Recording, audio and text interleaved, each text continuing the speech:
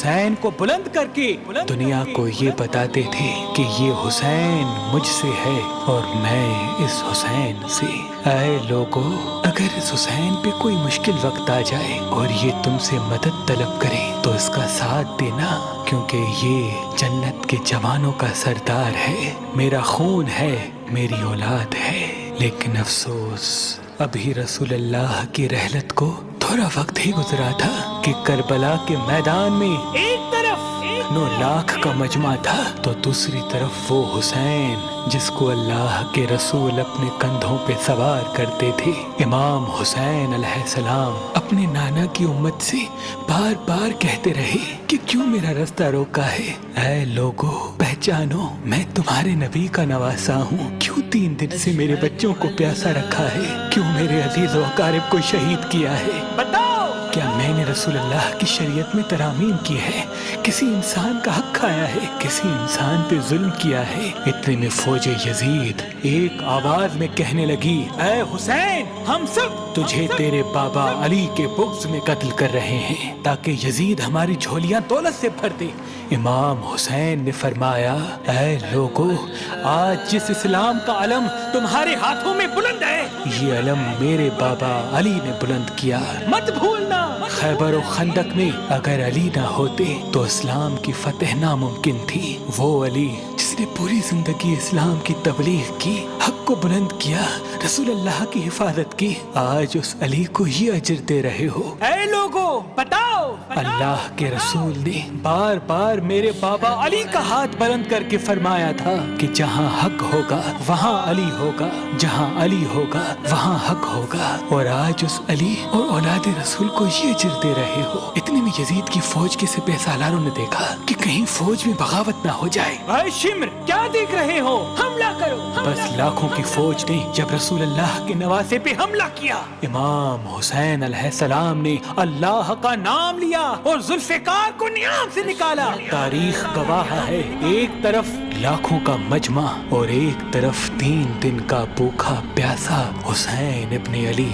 زمین پہ اس طرح کی جنگ پہلے کبھی نہیں دیکھی تھی کہ ایک تنہا انسان لاکھوں کے مجمع کو اس طرح سے فنار کر رہا ہے کہ فوجی اشکیا واپس پلٹ کے بھاگنے لگی۔ امام حسین فوج یزید سے مخاطب ہو کے فرماتے ہیں، آؤ، 3 دن کے بھوکے کی جنگ دیکھو، 3 دن کے پیاسے کی جنگ دیکھو، رسول کے اس نواسے کی جنگ دیکھو، اس کی جنگ دیکھو جس کا جوان بھائی مارا گیا، جس کے جوان بیٹی کو نظروں کے سامنے قتل کیا گیا، جس نے اپنے ہی ہاتھوں سے اپنے بچے کی قبر بنائی۔ امام حسین شیر کی طرح فوج یزید سے لڑ رہے ہیں۔ اتنے میں آواز غائب آتی ہے، حسین، تیرا اللہ تجھ سے راضی ہوا۔ بس اس صدا کا سننا تھا، امام حسین علیہ السلام نے اپنی ذوالفقار کو تھام لیا۔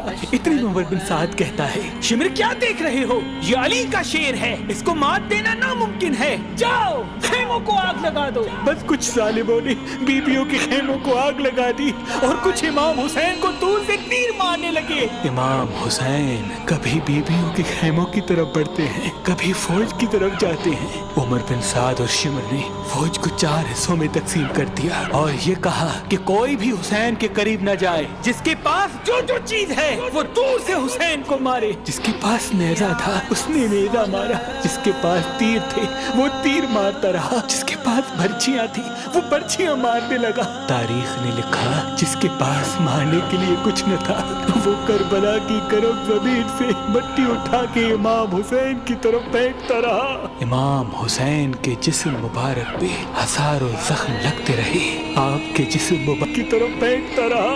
امام حسین کے جسم مبارک پہ ہزاروں زخم لگتے رہے، آپ کے جسم مبارک پر اتنے تیر تھے کہ آپ کا جسم مبارک نظر تک نہیں آ رہا تھا۔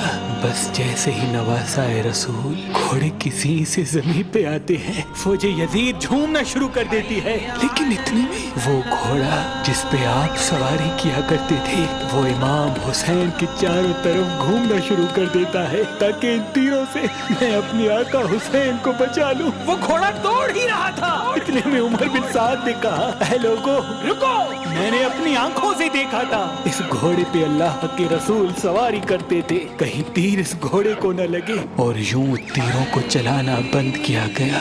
افسوس ہے ان لوگوں کو اس گھوڑے کا تو احترام معلوم تھا جس پہ رسول اللہ سواری کیا کرتے تھے، لیکن اس حسین کا احترام بھول چکے جن کو اپنے کندھوں پہ سوار کر کے امت کو دکھایا کرتے تھے۔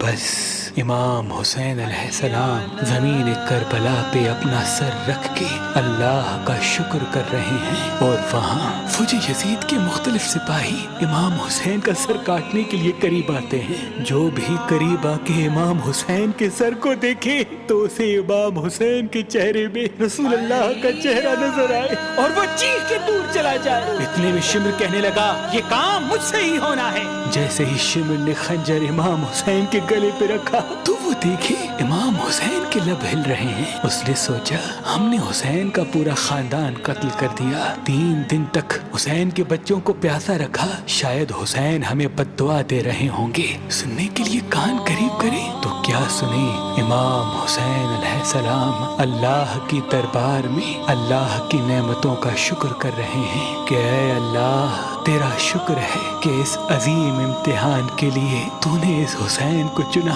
اتنے میں امام حسین نے آنکھیں کھولی اور شمر سے کہا اے شمر کیا تو نہیں جانتا میں رسول اللہ کا نواسا ہوں، جنت کا سردار ہوں، حق پہ ہوں، بے جرم ہوں۔ شمر نے کہا ہاں مجھے معلوم ہے، پھر آپ نے فرمایا تو کیوں قتل کر رہے ہو؟ شمر نے کہا تاکہ یزید میری جھولی دنیاوی دولت سے بھر دے۔ بس یہ کہتے کہتے شمر امام حسین کا گلا کاٹتا رہا اور فوج یزید مسلسل جھومتی رہی۔ امام حسین کے سر قلم ہونے کے بعد سادات کو لوٹا گیا۔ امام حسین کے سر مبارک کو نوک سنا پہ بلند کر دیا۔ بی بی سکینہ کو تماچے مارنے لگے، رسول اللہ کی نواسیوں کے سروں سے چادر کو لوٹ لیا اور امام حسین کے جسم مبارک کی توہین کرنے لگے۔ تاریخ نے لکھا امام حسین کے جسم پر جو جو چیزیں تھیں ان کو لوٹنے لگے۔ اتنے میں ایک شخص امام حسین کے جسم کے قریب آیا۔